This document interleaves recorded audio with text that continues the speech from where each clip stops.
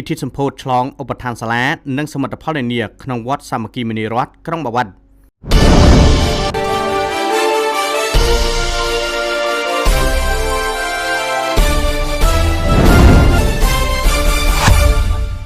ថ្ងៃទី23ខែមីនាឆ្នាំ2025នេះឯកឧត្តមពេញពូសាអភិបាលនៃគណៈអភិបាលខេត្តស្វាយរៀងបានអញ្ជើញជាអធិបតីក្នុងពិធីសម្ពោធឆ្លងឧបដ្ឋានសាលានិងសមិទ្ធផលនានាក្នុងវត្តសាមគ្គីមនីរដ្ឋស្ថិតនៅក្នុងភូមិគោកលវៀងសង្កាត់ព្រៃអង្គុញក្រុងបាវិតពិធីនេះមានការអញ្ជើញចូលរួមពីលោកមេបញ្ជាការកងកម្លាំងទាំង3លោកស្រីប្រធានមន្ត្រីអង្គភាពនានាក្នុងខេត្តនិងបងប្អូនប្រជាពលរដ្ឋក្នុងសង្កាត់ព្រៃអង្គុញជាច្រើនផងដែរ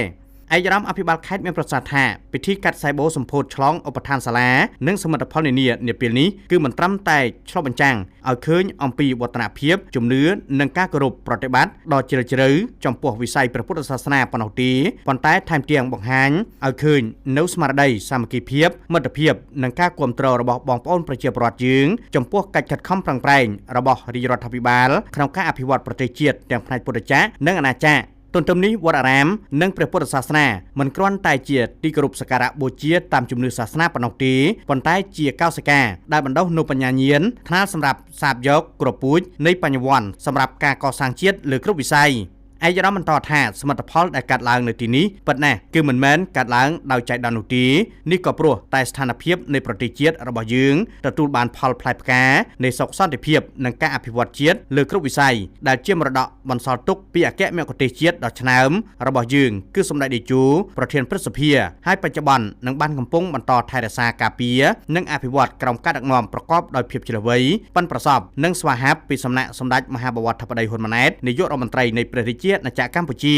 ជាក់ស្ដែងសមិទ្ធផលជាច្រើនដែលបានកើតឡើងនៅក្នុងបរិវេណវត្តសាមគ្គីមនីរដ្ឋយើងនេះគឺទទួលបានពីការចូលរួមវិភាគទានដែលជាសិល្បៈនៃការចែករំលែករបស់សប្បុរសជននិងពុទ្ធបរិស័ទទាំងអស់គ្នា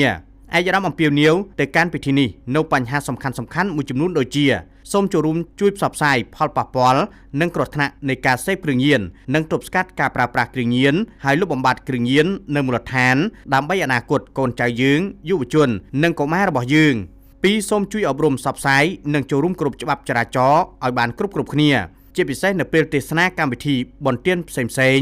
សូមព្រះដេចគុណមេត្តាជួយណែនាំឲ្យគ្រប់ច្បាប់ចរាចរណ៍ព្រមទាំងណែនាំកុំឲ្យប្រើប្រាស់គ្រឿងញៀន3សូមចូលរួមជួយថែរក្សាការពារនូវសមិទ្ធផលនានាដែលមានស្រាប់ជាពិសេសសមិទ្ធផលដែលមាននៅក្នុងទីវត្តអារាមយើងនេះឲ្យបានគង់វង្សយូរអង្វែង4សូមអាជ្ញាធរនិងសមាជិករបស់យើងត្រូវបន្តបង្កើនការយកចិត្តទុកដាក់ឲ្យបានកាន់តែសកម្មថែមទៀតក្នុងការបង្ការទប់ស្កាត់និងបង្ក្រាបបទល្មើសគ្រប់ប្រភេទទាំងបទល្មើសគ្រឿងញៀនចរាចរណ៍ល្បែងស៊ីសងខុសច្បាប់ក្មេងទំនើងនិងបទល្មើសលួចឆក់ប្លន់នៅមូលដ្ឋានដើម្បីធានាសុវត្ថិភាពជូនប្រជាពលរដ្ឋឲ្យបានល្អប្រសើរគ្រប់ពេលវេលានិងគ្រប់កលៈទេសៈពិសេសនៅក្នុងឱកាសបុណ្យចូលឆ្នាំថ្មីប្រពៃណីជាតិខាងមុខនេះជាចុងបញ្ចប់នេះដែរឯកឧត្តមបាននាំយកនូវបច្ច័យនិងអំណោយក្នុងនោះក៏មានការចូលរួមពីសប្បុរសជនផងដែរសម្រាប់ពិធីនេះមានប្រគិនបច្ច័យកសាងវត្ត10លានរៀលជូនយាយជីតាជីលោកយាយលោកតា